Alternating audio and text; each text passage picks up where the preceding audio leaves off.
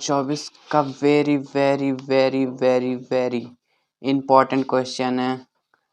ये बहुत बार आ चुका है और ये आता हमेशा 5 ही नंबर में है, उससे कम नहीं आता। तो व्हीटस्टोन सेतु, इसकी संरचना कुछ ऐसी होती है जिसमें एक सेल होता है जिससे ये जानते ही होंगे आप, ई से डिनोट करते हैं। और ये कुंजी K1 और यहाँ पे एक कुंजी और लगी है K2 और इसमें 4 प्रतिरोध हैं। पहला प्रतिरोध, दूसरा प्रतिरोध, तीसरा प्रतिरोध, चौथा प्रतिरोध, जिसे हम P, Q, R, S से प्रदर्शित करते हैं। और इसमें धारा I और इसमें धारा भी I, इन दोनों में धारा I बहती है और इन दोनों में धारा I2 बहती है। और इनके बीच में एक लगा है तार जिसमें जुड़ा है गैलोमीटर, जिसे बोलते हैं धारा मापी। और ये कुंजी तो आपको बताया ही है। और ये सब मिलके एक वर्गाकार आयतन का निर्माण करते हैं, ABCD। ये पूरा एक वर्गाकार आयतन का निर्माण हो रहा है। तो इसकी संरचना यही है। व्हीटस्टोन सेतु में 4 प्रतिरोध होते हैं, जो कि ये है, ये एक प्रतिरोध, 2, 3, 4 प्रतिरोध। और यह ABCD से मिलकर बने हैं, ABCD इन सभी से मिलकर यह बने हैं एक वर्गाकार। इसमें प्रतिरोध PQR तथा S श्रेणी क्रम में है। श्रेणी क्रम मतलब इस टाइप में है, पहला प्रतिरोध, दूसरा प्रतिरोध, तीसरा प्रतिरोध, फिर चौथा प्रतिरोध। इस तरीके से श्रेणी क्रम में लगे हुए हैं, जोड़कर किसी एक वर्गाकार आकृति का निर्माण कर रहे हैं। सेतु में K1 व धारामापी के कुंजी K2, ये धारामापी की कुंजी K2 है, K2 से जुड़ा हुआ है। तथा B और D के बीच में एक गैलोमीटर यानी धारामापी जुड़ा हुआ है। तथा इसमें एक सेल E भी जुड़ा हुआ है, यह सेल है, इसे प्लस और ये माइनस होता है। सेल E भी जुड़ा हुआ है और इसमें धारा I बहती है। व्हीटस्टोन सेतु का सिद्धांत, तो देखिए व्हीटस्टोन सेतु का सिद्धांत क्या है। हम प्रतिरोध में PQR, जो हम बताया गया था, PQRS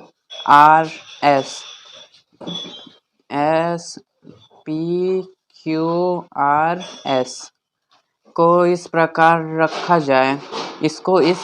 रखा जाए, मतलब इसमें इस प्रकार की धारा प्रवाहित की जाए जिससे धारामापी, ये जो धारामापी जी गैलोमीटर है, इसमें कोई परिवर्तन ना हो, मतलब इसमें धारा ना के बराबर रहे, इसमें कोई भी परिवर्तन ना हो या शून्य पे ही रहे। यहाँ शून्य होता है, शून्य पे ही रहे। इस अवस्था को व्हीटस्टोन सेतु का संतुलित अवस्था कहते हैं। ये इसमें जब धारा नहीं प्रवाहित होती है, इसी अवस्था को व्हीटस्टोन का संतुलित अवस्था कहते हैं। और संतुलित अवस्था का सूत्र होता है P/Q = R/S, मतलब P/Q = R/S, यह सूत्र है। और इस सूत्र को हम किरचॉफ के नियम द्वारा सिद्ध कर सकते हैं। किरचॉफ के द्वितीय नियम से ABDA, इस वाले को, बस इतने को हम पहले प्रूव करेंगे।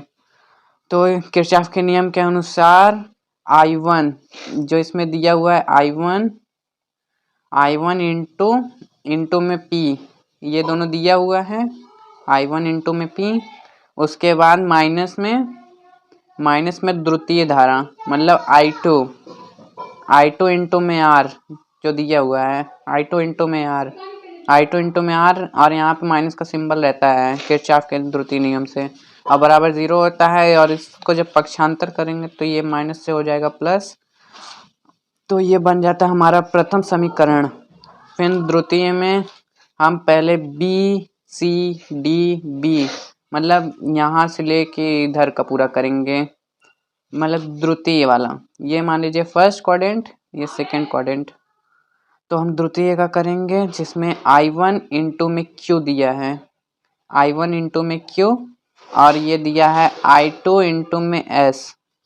तो I1 इंटू में Q लिख दिए, फिर माइनस I2 इंटू में S इक्वल टू 0। नियम के अनुसार यहाँ माइनस रखा गया है, तो हम इसको पक्षांतर करेंगे I2 इंटू एस को, तो I1 into Q equal to I2 into S हो जाएगा। ये द्वितीय समीकरण हो गया।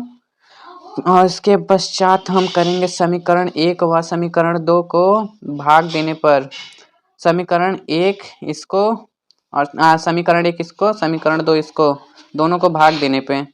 तो पहले हम लिखेंगे Q1 I1 into P, I1 into P, ये समीकरण 1 है और ये समीकरण 2।